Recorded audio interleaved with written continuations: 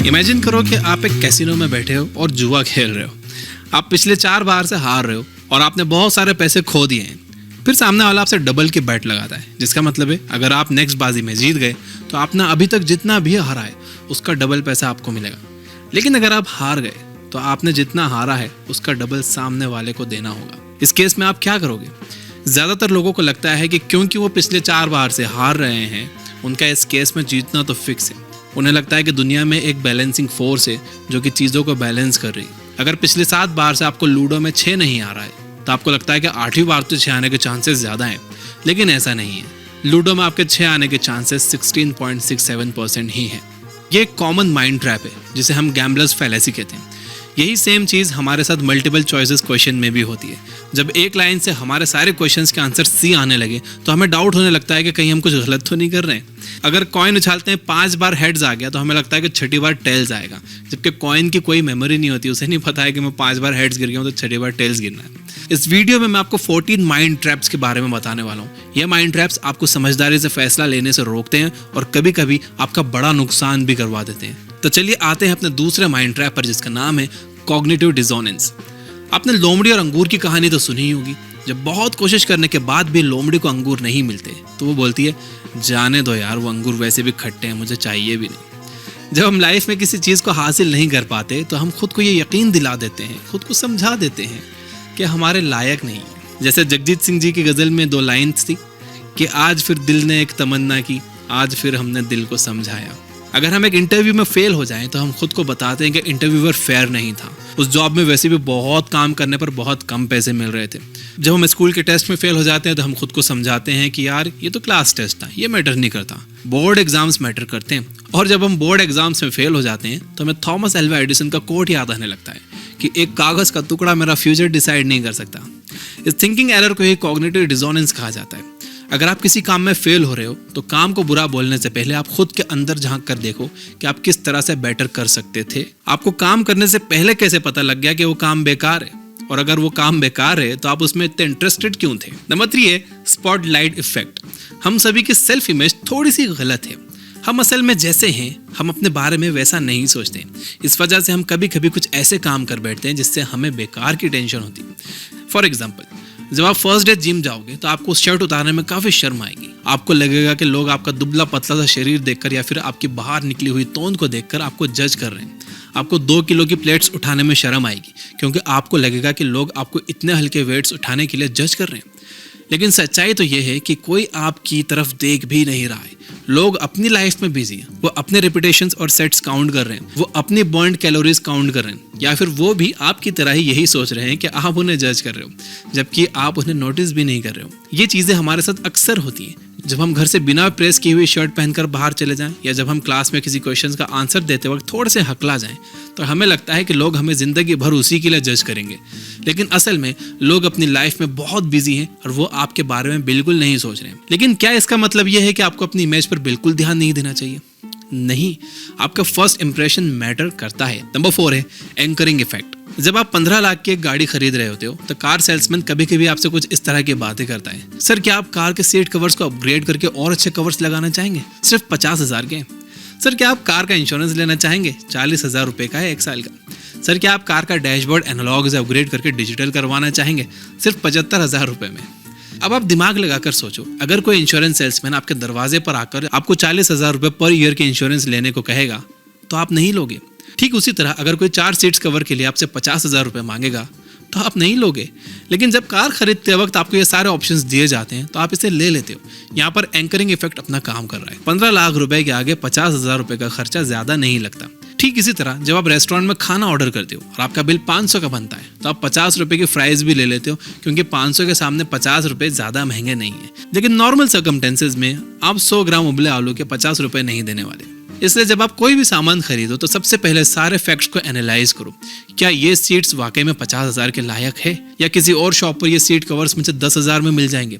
More importantly, क्या मुझे वाकई में सीट अपग्रेड्स कराने की ज़रूरत है, या कार के साथ मिलने वाले सीट कवर्स ऑलरेडी कंफर्टेबल हैं?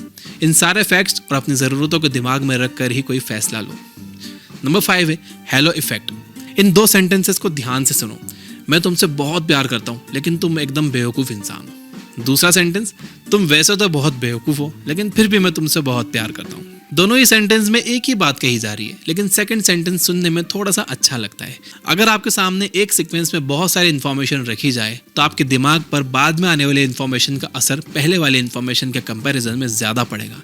इसलिए अगर मैं आपसे कहूँ कि इस कोर्स की हेल्प से आप बहुत पैसे कमाओगे, आप अपने सारे सपनों को पूरा कर पाओगे और अपनी लाइफ अपने टर्म्स पर जी पाओगे, लेकिन ये कोर्स बहुत महंगा है, आपको इसमें बहुत मेहनत करनी होगी और चांसेस है कि आप फर्स्ट टाइम में फेल भी हो जाओ, तो आप मेरा कोर्स खरीदने में थोड़ा सा हेजिटेट करोगे। लेकिन अगर मैं इसी बात को दूसरी तरह से कहूँ, ये कोर्स बहुत महंगा है, आपको इसमें बहुत मेहनत करनी होगी, चांसेस हैं कि आप फर्स्ट टाइम में फेल हो जाओ, लेकिन इस कोर्स की हेल्प से आप बहुत पैसे कमाओगे, आप अपने सारे सपनों को पूरा कर पाओगे और अपनी लाइफ अपने टर्म्स पर जी पाओगे, तो सेम चीज़ थोड़ी सी अट्रैक्टिव हो जाती है। बाद में आने वाली इन्फॉर्मेशन पहले आने वाली इन्फॉर्मेशन के कंपैरिजन में हमारे ब्रेन पर ज़्यादा इम्पैक्ट डालती है।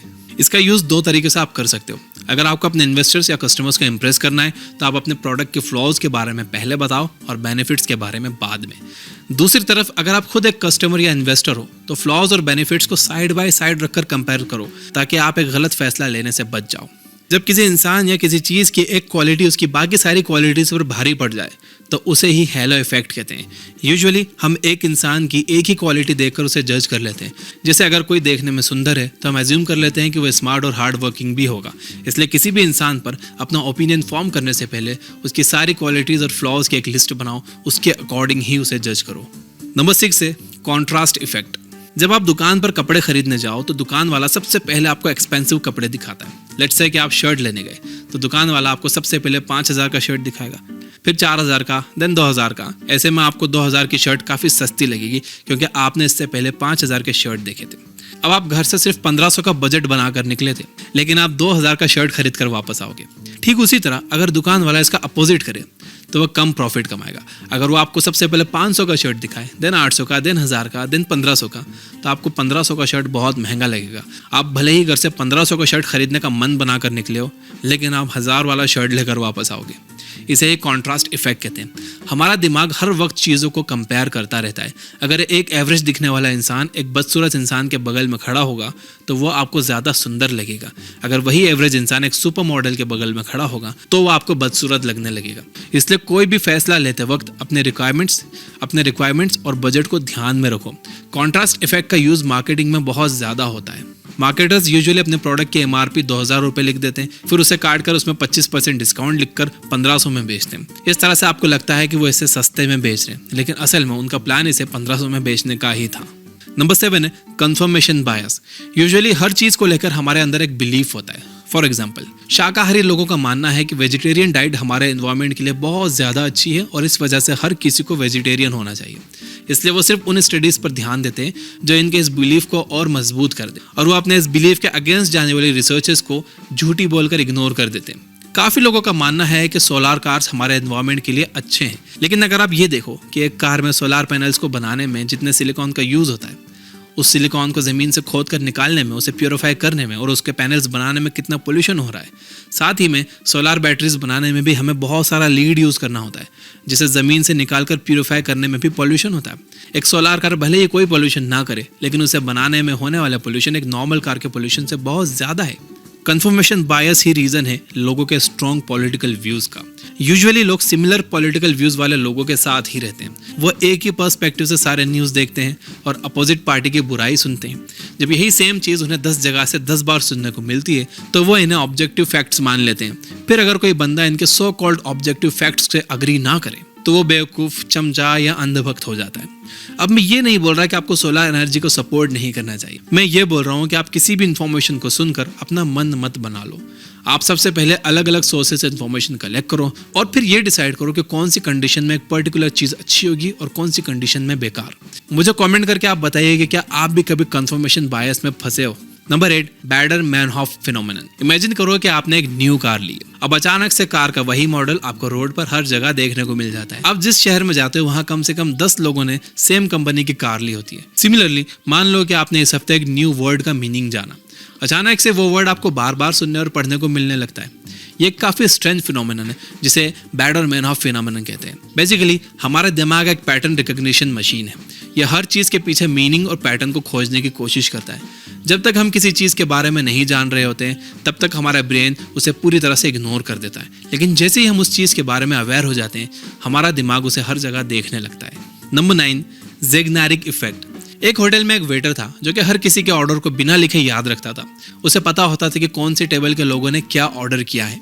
एक दिन एक ग्रुप के लोगों ने इसे नोटिस किया और ये देखने की कोशिश की कि वो वेटर आखिर इतने ऑर्डर्स को एक साथ याद कैसे रख सकता है।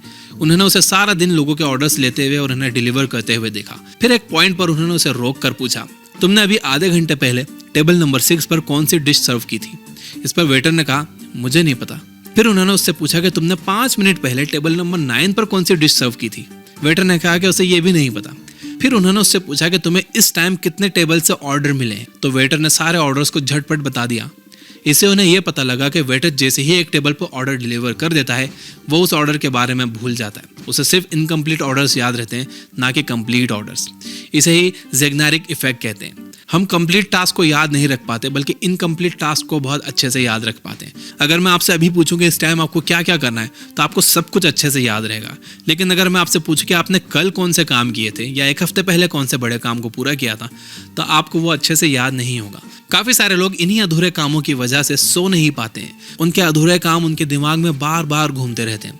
अगर आपके साथ कभी ऐसी प्रॉब्लम आए तो आप उन सारे अधूरे कामों को एक पेपर पर लिख लो। इससे आपके ब्रेन को एक क्लोजर मिल जाएगा और वो रेस्ट कर पाएगा। Number 10, the paradox of choice. एक स्टडी में कुछ रिसर्चर्स ने एक शॉप में 21 टाइप्स की नेल पॉलिश रखी। उन्होंने देखा कि कस्टमर्स यूजुअली नेल पॉलिश लेने में काफ़ी टाइम लगाते हैं। वो डिसाइड नहीं कर पाते हैं कि कौन सी नेल पॉलिश सबसे अच्छी होगी। कुछ लोग बिना नेल पॉलिश लिए ही दुकान से वापस चले जाते हैं। बाद में जब इन रिसर्चर्स ने कस्टमर्स को कांटेक्ट किया और ये जानने की कोशिश की कि क्या वो अपने परचेस से खुश हैं, तो जनरली कस्टमर्स ने थोड़ी सी डिससेटिस्फैक्शन दिखाई। उन्हें लग रहा था कि अगर वो दूसरे शेड की नेल पॉलिश ले लेते तो वो उन पर ज़्यादा अच्छी लगती। इस स्टडी के सेकंड फेज में रिसर्चर्स ने 21 नेल पॉलिश की जगह सिर्फ 5 नेल पॉलिश रखी। इस बार उन्होंने देखा कि लोग नेल पॉलिश खरीदने में कम टाइम ले रहे हैं। इनफैक्ट हर कस्टमर एक नेल पॉलिश लेकर दुकान से गया। और बाद में जब रिसर्चर्स ने इन कस्टमर को कॉल किया और उनसे पूछा कि वो अपने परचेस से खुश हैं तो उन कस्टमर्स ने हाँ में जवाब दिया। इसे ही पैराडॉक्स ऑफ चॉइस कहते हैं। आपको लगता है कि अगर आपकी लाइफ में ज़्यादा चॉइसेस होंगी तो आप खुश रहोगे, लेकिन सच तो ये है कि ज़्यादा चॉइसेस होने से आप सिर्फ कंफ्यूज होते हो और अपनी चॉइस से पूरी तरह से सेटिस्फाइड भी नहीं होते हो, क्योंकि आपको लगता है कि आपने कुछ मिस आउट कर दिया है। जैसे कि शाहरुख खान का गाना था कि हाँ यहाँ कदम कदम पर लाखों हसीनाएं हैं। अगर आपके सामने कदम कदम पर लाखों हसीनाएं होंगी तो आप एक सिलेक्ट करने में बहुत ज़्यादा टाइम लगा दोगे और सिलेक्ट करने के बाद भी आप खुश नहीं रहोगे। आपको लगेगा कि नहीं यार वो दूसरी वाली ज़्यादा अच्छी थी। तो यही रीज़न है कि बड़े बड़े बिलियनर्स जैसे मार्क ज़करबर्ग और स्टीव जॉब्स एक ही तरह के कपड़े में अक्सर देखे जाते थे। इनफैक्ट वो हर रोज़ एक ही तरह का खाना भी खाते थे ताकि वो अपनी डेली चॉइसेस को कम कर सकें और अपने ब्रेन को ज़रूरी डिसीजन लेने के लिए फ्री कर सकें। लेकिन ये बात याद रखिए कि आप सिर्फ इनके जैसे कपड़े पहनने से आप इनके जितने कामयाब नहीं हो जाओगे। इस पर मैंने एक वीडियो बनाया है कि क्यों आप टॉप 1% लोगों की आदतों को अपना कर उनके जैसा नहीं बन सकते। डिस्क्रिप्शन में और आई बटन पर मैं लिंक दे दूंगा, आप देख लेना। नंबर 11 है सर्वाइवरशिप बायस। इमेजिन करो कि आप एक शहर में जाते हो और आप पाते हो कि वहाँ पर बहुत सारे सक्सेसफुल रेस्टोरेंट्स हैं। ऐसे में आपको लगता है कि अगर आप भी इस लोकेशन में एक रेस्टोरेंट खोल लोगे तो आप भी सक्सेसफुल हो जाओगे। लेकिन यहाँ पर आपसे मिस्टेक ये हो गई कि आपने सिर्फ सक्सेसफुल रेस्टोरेंट को ही देखा। आपने उन रेस्टोरेंट को इग्नोर कर दिया जो कभी यहाँ शुरू किए गए थे लेकिन वो फेल हो गए। अब सोचिए ज़रा, आप आखिर एक फेल्ड रेस्टोरेंट को कैसे देखोगे? जो रेस्टोरेंट फेल हो गया वो तो कब का बंद हो गया। यही चीज़ हम हिस्टोरिकल मॉन्यूमेंट्स में भी देखते हैं। दुनिया में कुछ ऐसी बिल्डिंग्स हैं जो 1000 साल या 1500 साल से खड़ी हैं। इन्हें देखकर आपको लगता है कि उस टाइम के इंजीनियर्स आज के इंजीनियर्स के कंपैरिजन में काफ़ी स्मार्ट रहे होंगे जो उन्होंने ऐसी बिल्डिंग बनाई जो आज तक खड़ी है। लेकिन यहाँ पर आप फिर से सर्वाइवरशिप बायस का शिकार हो गए। उस ज़माने में बनाई गई 99% बिल्डिंग्स आज गिर चुकी हैं और सिर्फ यही कुछ गिनी चुनी बिल्डिंग्स ही बची हैं। इन 1% सुपर स्ट्रॉन्ग बिल्डिंग्स को देखकर आप ये नहीं बोल सकते कि उस टाइम के इंजीनियर्स आज के इंजीनियर्स से बेटर थे। सर्वाइवरशिप बायस की वजह से आप अपने सक्सेस के चांसेस को ओवर एस्टिमेट कर देते हो, यानी आप ये ज़्यादा ही समझ लेते हो कि आप सक्सेसफुल हो जाओगे। आप न्यूज़ में हर वक्त ये देखते हो कि कैसे एक ऑटो रिक्शा ड्राइवर का बच्चा IIT क्वालिफाई कर गया या एक सब्जी बेचने वाले का लड़का IAS बन गया। आप देखते हो कि हिस्ट्री में हर सक्सेसफुल बंदा एक टाइम पर गरीब था, लाचार था और बाद में अपनी मेहनत के बलबूते पर सक्सेसफुल हो गया। ये स्टोरीज सुनकर आपको आपको लगता है कि अगर आप भी मेहनत करोगे तो आप भी सक्सेसफुल हो जाओगे, लेकिन आप उन लोगों को इग्नोर कर देते हो जिन्होंने काफ़ी मेहनत की। बहुत सारे ऑटो रिक्शा ड्राइवर के बच्चे थे, बहुत सारे बच्चे ऐसे थे जिनके पेरेंट्स सब्जी बेचते थे, लेकिन वो फिर भी फेल हो गए। इन फेल हुए लोगों के अंदर भी खूब मोटिवेशन था, लेकिन लाइफ में कुछ सर्कमटेंसेस ऐसे आए कि ये लोग पूरी कोशिश करके भी हार गए। इसलिए अगर आप सक्सेसफुल हो जाओ तो पूरा क्रेडिट अपनी मेहनत को मत दो। अगर आप फेल हो जाओ तो ये हमेशा याद रखो कि आपके फेल होने के चांसेस आपके सक्सेसफुल होने के चांसेस से कहीं गुना ज़्यादा थे। इस पर हताश होने के बजाय आप फिर से कोशिश करो। नंबर 12 है सेल्फ सर्विंग बायस। अगर आप किसी काम में सक्सेसफुल हुए हो तो वो इसलिए हुए हो क्योंकि आपने बहुत मेहनत की थी, लेकिन अगर आप किसी काम में फेल हुए हो तो ऐसा इसलिए हुआ है क्योंकि आपका टीचर बेकार था, आप पिछले रात सोए नहीं थे और इस दिन एक काली बिल्ली ने आपका रास्ता काटा था। लेकिन अगर आपका दोस्त आपसे ज़्यादा सक्सेसफुल हो गया है तो ऐसा इसलिए हुआ है क्योंकि टीचर उसके फेवर में था, वो उस दिन लकी था और उसने एक दिन पहले मंदिर में नारियल चढ़ाया था। सिमिलरली अगर आपने एक अच्छा काम किया है तो वो इसलिए किया है क्योंकि आप एक अच्छे इंसान हो, लेकिन अगर आपसे कोई गलती हुई है तो वो इसलिए हुई है क्योंकि आपके हालात ख़राब थे, आपको मजबूरी में आकर वो काम करना पड़ा। लेकिन अगर दूसरे बंदे ने कोई अच्छा काम किया है तो वो ये सब दिखावे के लिए कर रहा है, लेकिन अगर उससे कोई गलती हो गई वो तो है ही घटिया बेवकूफ़ इंसान और उससे उम्मीद भी क्या की जा सकती है। इसे फंडामेंटल एट्रीब्यूशन एरर या सेल्फ सर्विंग बायस भी कहा जाता है। इस एरर का शिकार होकर हम अक्सर अपनी अच्छी क्वालिटीज़ को अपने सर पर चढ़ा लेते हैं और अपनी बुरी क्वालिटीज़ को इग्नोर कर देते हैं और दूसरों की बुरी क्वालिटी से उनकी पूरी पर्सनालिटी जज कर लेते हैं और उनकी अच्छी क्वालिटीज़ को इग्नोर कर देते हैं। नंबर 13 हिंडसाइट बायस। जब क्रिकेट मैच में इंडियन टीम हार जाए तो आपको ज्ञान देने वाले बहुत लोग मिलेंगे। वो बोलेंगे कि फलाने बैट्समैन को बैट इस तरह से घुमाना चाहिए था, ओपनिंग के लिए इसको नहीं उसको भेजना चाहिए था। उस टाइम तो लगता है कि अगर इन्हें क्रिकेट टीम का कोच बना दिया जाए तो अपनी टीम कभी नहीं हारेगी। इसी को हिंडसाइट बायस कहते हैं। जब एक इंसिडेंट हो जाता है तो हमें क्लियरली समझ में आ जाता है कि उस इंसिडेंट में एक पर्टिकुलर आउटकम को अचीव करने के लिए हमें कौन से स्टेप्स को लेना चाहिए था। इस केस में मैच खत्म हो जाने के बाद हमें समझ आ जाता है कि क्रिकेटर्स को किस तरह से खेलना चाहिए था कि वो जीत जाते, लेकिन यही सारी बातें हम फोरसाइट में नहीं बता पाते। जब मैच चल रहा होता है तो ग्राउंड पर खड़े होकर ये सेम फैसले लेना बहुत मुश्किल लगते हैं। स्टॉक मार्केट में ये अक्सर होता है। एक पर्टिकुलर स्टॉक के डूब जाने के बाद बहुत से इंटेलिजेंट लोग सामने आकर बोलते हैं उस स्टॉक के तो लक्षण पहले से ठीक नहीं लग रहे थे, उसे तो गिरना ही था। लेकिन उस स्टॉक के गिरने से पहले ये सारे इन्वेस्टर खुद ही उस स्टॉक में पैसे लगाए जा रहे थे। गिरने से पहले उन्हें पता नहीं था कि यह स्टॉक गिरने वाला है, लेकिन गिरने के बाद उन्हें बड़े आराम से पता लग जाता है कि वो स्टॉक क्यों गिरा। डिसीजन मेकर्स के लिए हिंडसाइट बायस से बचना बहुत ज़रूरी है। अगर आप एक डॉक्टर हो तो पेशेंट के मरने के बाद आपको उसकी बीमारी का इलाज नहीं समझ आना चाहिए। अगर आप एक सीईओ हो तो कंपनी डूब जाने के बाद प्रॉफिट कमाने के आइडियाज आपको नहीं आने चाहिए, ये सब पहले आना चाहिए। नंबर 14 है अवेलेबिलिटी बायस। आपको टेररिस्ट अटैक से मरने में डर लगता है या फिर कार क्रैश में? ज़्यादातर लोग इसका आंसर देंगे कि उन्हें टेररिस्ट अटैक में मरने से डर लगता है, लेकिन सच ये है कि आपके कार क्रैश में मरने के चांसेस टेररिस्ट अटैक में मरने के चांसेस से कहीं गुना ज़्यादा है। कार क्रैशेस रोज़ होते हैं और इसमें हर रोज़ किसी ना किसी की मौत होती है। ऐसा इसलिए होता है क्योंकि जब एक कार क्रैश होती है तो वो कोई बड़ी हेडलाइन नहीं बनती, इसके बारे में आप कम सुनते हो। लेकिन जब एक टेररिस्ट अटैक होता है तो पूरे देश का हर न्यूज़ चैनल इस बात पर हफ्तों तक बातें करता रहता है। टेररिस्ट अटैक की न्यूज़ आग की तरह फैलती है, जबकि कार क्रैश की न्यूज़ पर उतना ध्यान नहीं दिया जाता। इस वजह से आपको टेररिस्ट अटैक से मरने में ज़्यादा डर लगता है। हमारा दिमाग स्टैटिस्टिकल एनालिसिस करने में काफ़ी कमज़ोर होता है। हम फुल पिक्चर को नहीं देख पाते और इस वजह से जो इन्फॉर्मेशन हमारे पास अवेलेबल होती है उसी के बेसिस पर डिसीजन ले लेते हैं। अगर मैं आपसे पूछूं कि पिछले 20 साल में क्राइम रेट्स कम हुए हैं या बढ़े हैं, तो आप में से बहुत से लोग कहेंगे कि आज क्राइम रेट्स बढ़ गए, लेकिन ऐसा नहीं है। हम काफ़ी पीसफुल सोसाइटी में रह रहे हैं और आज का क्राइम रेट 20 साल पहले के क्राइम रेट के कंपैरिजन में काफ़ी कम है। लेकिन हम न्यूज़ में हर रोज़ कहीं ना कहीं होने वाले क्राइम के बारे में पढ़ते और सुनते रहते हैं। इस वजह से हमें लगता है कि आज क्राइम रेट बढ़ गया है। हमें ये याद रहता है कि आज कौन सा बच्चा स्कूल गया और वहाँ से किडनैप हो गया, लेकिन हम इस बात को इग्नोर कर देते हैं कि उसके साथ देश के करोड़ों बच्चे और स्कूल गए और सारे ही बच्चे घर लौट कर आ गए। हम उस क्राइम की इन्फॉर्मेशन पे फिक्सेट करके ये फैसला ले लेते हैं कि सोसाइटी बच्चों के लिए सेफ नहीं है। कोई भी डिसीजन लेने से पहले आप उसकी एक फुल पिक्चर निकालने की कोशिश करो। तो दोस्तों, ये थे वो 14 माइंड ट्रैप्स जो आपको गलत रास्ते पर ले जाते हैं।